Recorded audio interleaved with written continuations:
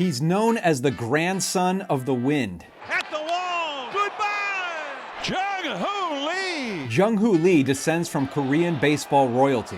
His father, Jung Lee, was called the Son of the Wind, a Korean baseball organization MVP, 6-time Golden Glove winner, 13-time All-Star, and 2-time Korean Series MVP, known for the effortless, breezy speed that made him such a formidable leadoff presence. So by the time Jung Hoo Lee debuted in the KBO at age 18 in 2017, he was already a sensation in Korea. And despite the pressure that came with his pedigree, he more than lived up to his potential. The two Lees became the first father-son duo to lead the league in batting average, to each win MVPs, and to garner the most votes for the league's All-Star game. And the younger Lee led the KBO in jersey sales from 2019 to 2023. He was a hero in his homeland. But when Jung Hoo Lee made the jump to Major League Baseball by signing with the San Francisco Giants prior to the 2024 MLB season, he was anything but a household name here. If anything, he was more likely to be known as Jung Hoo Lee. The strictest of seam heads were aware that the then 25-year-old Lee had terrific plate discipline, had recently logged a career-high home run total, and was a dynamic defender. He had been the league's Rookie of the Year in 2017 and the KBO MVP for the Kiwoom Heroes in 2022. But with Lee coming off ankle surgery and providing a profile more oriented around contact than power, the 6-year, $113 million contract was widely regarded as an overpay by a Giants team desperate for a stick to stick. Here in 2025, however, we're starting to see Lee's professional pedigree shine through. We're starting to understand why people in Korea feel the grandson of the wind was born to break through.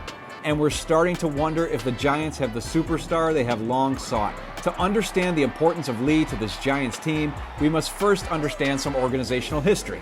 When the franchise made the move to the West Coast during baseball's 1950s gold rush, it was able to say hey to San Francisco with the greatest all-around player of all time in Willie Mays. Mays remained their centerpiece basically until his age 40 season, by which point another Alabama-born Willie, with a last name of McCovey, had won an MVP and begun to take on top billing. In the ensuing decades, the Giants would have other stars like Bobby Bonds and a couple of Clarks, Jack the Ripper and Will the Thrill. They had Kevin Mitchell barehanding a ball before being handed the MVP in 1989. They had superb slugging infielders in Matt Williams and Jeff Kent, the latter of whom also won an MVP. And with a record-setting free agent splash prior to 1993, they landed the most gigantic giant of them all by maintaining some family bonds with Barry Bonds, who channeled his godfather Mays as a perennial league leader in pretty much everything. Bonds deposited ball after ball into McCovey's Cove and set both the single-season and career home run records. In the post-Bonds era, the Giants built an even-year World Series entree, not so much with transcendent stars of that ilk, but with clutch competitors who complemented each other and tortured the opposition. Among Bruce Bochy's bunch, the Panda Pablo Sandoval became the Giants' version of Mr. October. Madison Bumgarner etched his name into playoff lore. Tim Lincecum got freaky in 2 Cy Young seasons. Matt Cain enjoyed his brush with perfection. A remarkably stable bullpen expertly held down even the slimmest of margins. And in the center of it all was the Giants' homegrown heart and soul, a likely Cooperstown-bound catcher named Buster Posey. Alas, the seasons since that remarkable string of 3 rings in a 5-season span have generally been regarded as wilderness years for the Giants. They've made the playoffs a couple of times and had some sterling seasons from the likes of Brandon Crawford, Logan Webb, and Matt Chapman. But recent seasons have been defined more by who the Giants didn't have than who they did. The Giants offered mega money to future Hall of Famer Bryce Harper, and the potential Bryce-Aroni puns practically wrote themselves. Didn't happen. Harper fled to Philly. There was enormous hope that the enormous Aaron Judge would leave the Bronx for his native Bay and not only become the first Giants hitter since Bonds to swat just 30 home runs, but perhaps reach into the 60 or 70 terrain that Bonds once traversed. Didn't happen. Judge returned to captain the Yankees. There was a deal basically done with slugging shortstop Carlos Correa, who was seen as the lineup centerpiece the Giants sorely needed. Didn't happen.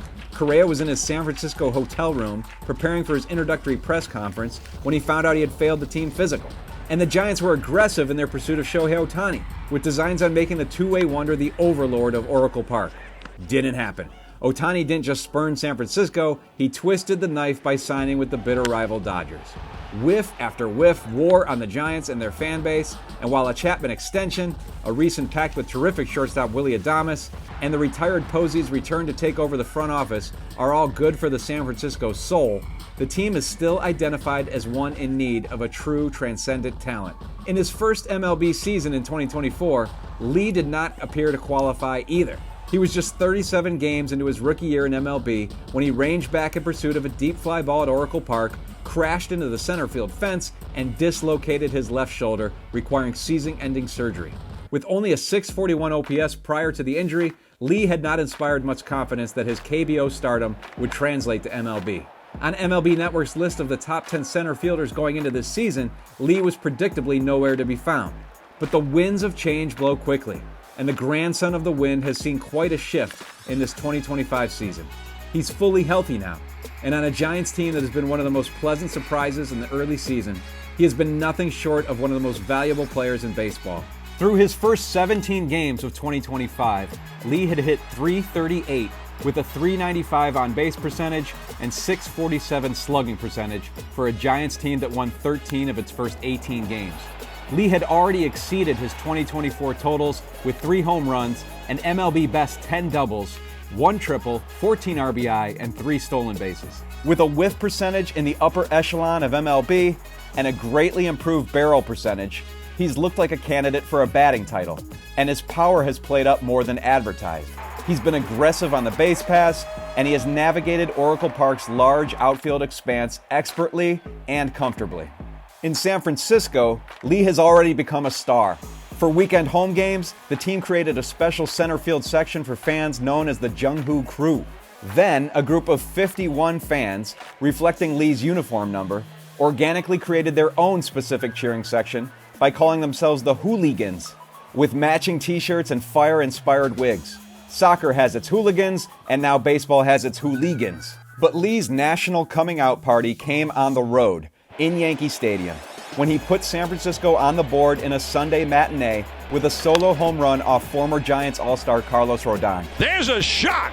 Adios, pelota. Then Lee turned a 3-1 deficit into a 4-3 lead with a 3-run go-ahead shot in the 6th. Still going back. Goodbye. Jung Hoo Lee. Is he a primetime guy or what? Lee's first career multi-homer game placed him among the MLB OPS leaders and showed he's ready for the spotlight. He is Jung Hoo Lee no more. The grandson of the wind is blowing through the league, inspiring his band of hooligans and taking center stage in San Francisco.